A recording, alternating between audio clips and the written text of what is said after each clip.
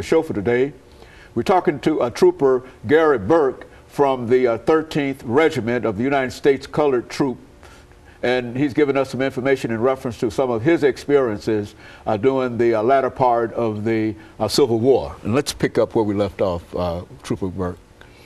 Well, battle is horrific. Battle is deadly. Battle makes you a man.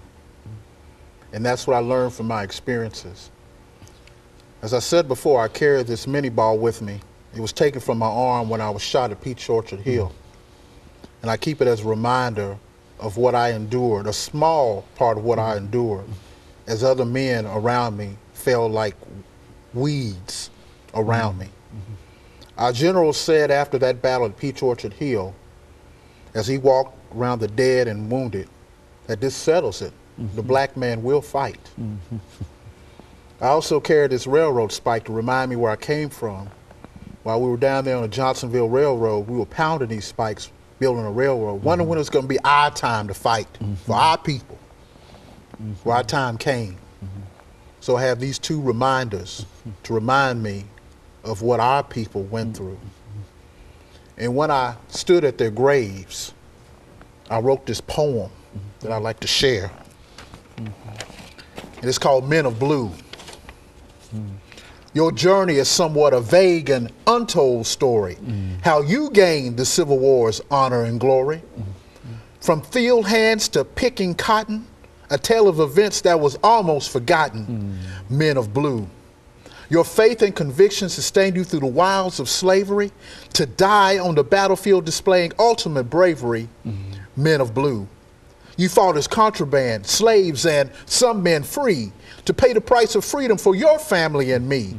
You may have been on the hearts and minds for ceaseless ages, but you will be on our minds for ceaseless ages, men of blue.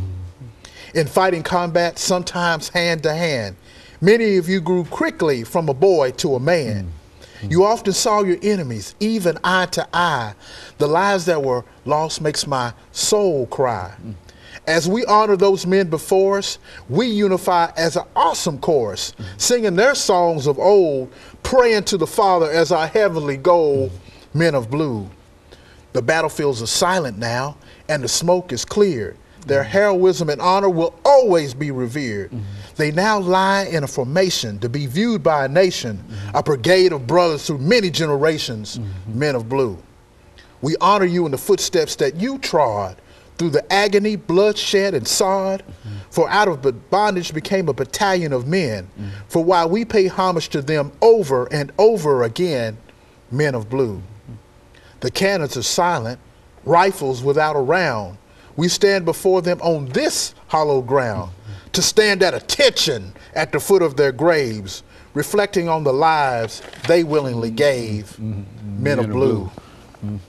I wrote that for those men who fell before me, to pay tribute to them for their ultimate sacrifice. Now, you said the Battle of Nashville was a horrific event. Yes, sir. Why was that battle important to your troops? It gave us dignity. It gave us honor to fight for ourselves and for our people. A lot of us didn't have the same freedoms that I shared, but were we really free? We really weren't, because I had the same restrictions as a free black man in Nashville as those who were already in slavery. So it was a selected freedom, if you will, but I could not stand and watch my people, my brothers, my sisters, fight and suffer without me joining in to help. And so in a real sense, you played a significant role in terms of winning the war. Would you say that you added an additional dimension to that to the war, that it eventually brought the Union victory? Would that be successful? I mean, would that be a right conclusion in reference to your participation in this war? Yes, sir, it would. About 200,000 men of